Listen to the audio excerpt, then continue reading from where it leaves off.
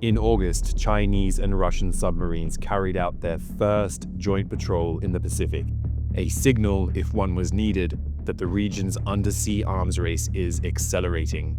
Across Asia, new submarines are entering the water at a staggering pace, some built to asymmetrically defend national shores, others to control the sea lanes that carry roughly half of global trade.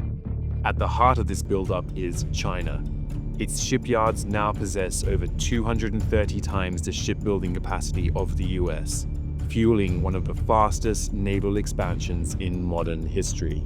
Today, the People's Liberation Army Navy fields around 65 submarines and could have 80 or more by 2035, a force which is central to Beijing's blue water naval ambitions and its strategic nuclear deterrent.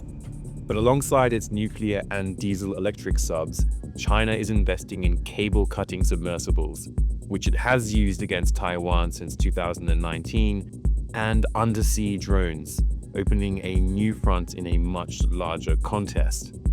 Beijing's expanding undersea presence is reshaping the balance of power in the region and forcing the US to stretch its surveillance and deterrence networks further than ever before. As China pushes nuclear patrols deeper into the Pacific and Russia deploys its Borei-class submarines from the Arctic to the North Pacific, US surveillance efforts are being stretched thin, making capable allies like Australia vital to maintaining balance beneath the waves. In response, Washington and Canberra are intensifying their undersea surveillance and anti-submarine warfare operations across the wider region, a campaign designed to keep China's fast-growing submarine fleet under constant watch. Both nations are expanding naval and air patrols over the South China Sea and tightening the bond between their defense industries through projects like the Ghost Shark in order to build the tools they'll need for the next era of undersea warfare. But for now, the tip of that ASW spear is the P-8A Poseidon, the most capable submarine hunting aircraft in service anywhere in the world. Built on the same airframe as a Boeing 737, the P-8A Poseidon can sweep thousands of kilometers of ocean, dropping sonar buoys, tracking enemy vessels with radar and acoustic sensors, and striking with torpedoes or anti-ship missiles. Operated by the US, Australia, and their closest allies, it's the backbone of a vast surveillance network stretching from the Indian Ocean to the Western Pacific. While the US fields the largest Poseidon fleet in the world, nearly 130 aircraft, Australia punches far above its weight. The Royal Australian Air Force currently operates 13 P-8As, with a 14th arriving next year, spread across 2 frontline squadrons. To put that into perspective, the UK, with a much larger defense budget, operates just 9 Poseidons to patrol the North Atlantic, one of the most heavily trafficked submarine corridors on Earth.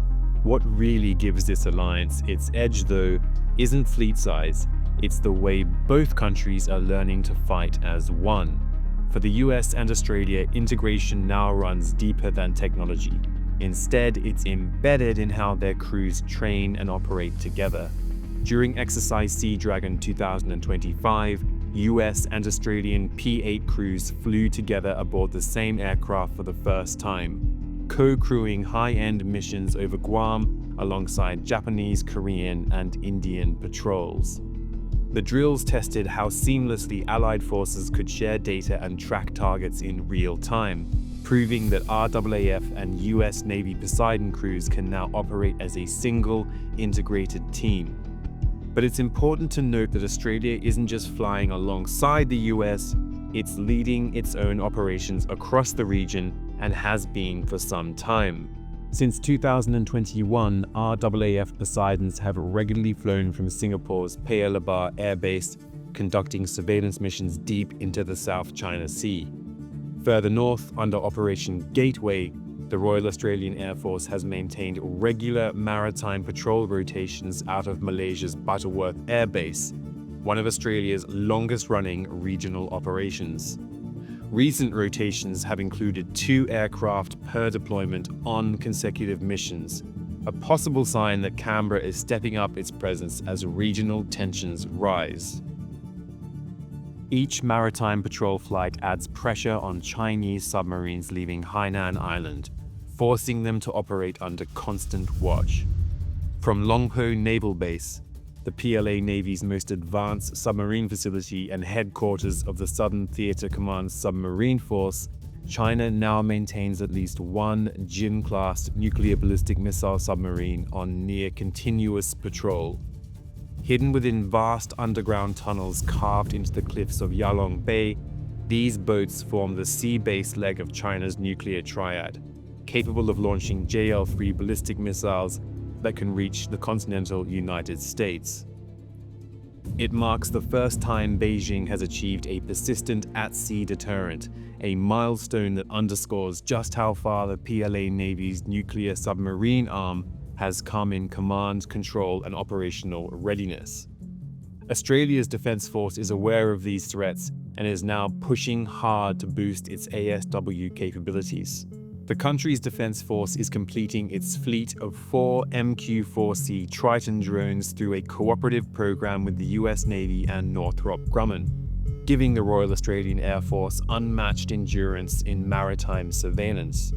Based in the country's north, each Triton can patrol millions of square kilometers of ocean for more than a day at a time, feeding real-time data to Allied networks and Australian P-8A squadrons. By taking on wide-area reconnaissance, the Triton frees the Poseidon fleet to focus on its core mission, hunting submarines across the Indo-Pacific. Meanwhile, Australia is also deepening its capabilities below the surface with the help of US technology and defense giant Anduril.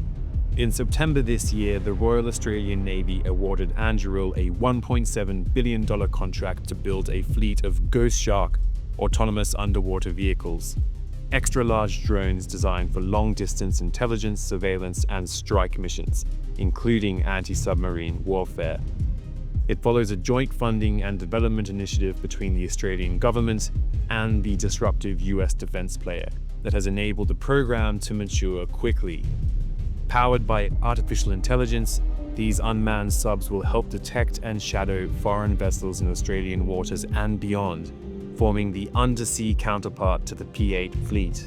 Taken together, these tools give Australia unprecedented reach, turning it, I would argue, into one of the Indo-Pacific's leading anti-submarine warfare hubs and a central pillar of an Allied deterrent strategy against the combined efforts of Beijing, Moscow, and Pyongyang. Even so, Australia has its work cut out because the risks in its own waters are clearly growing.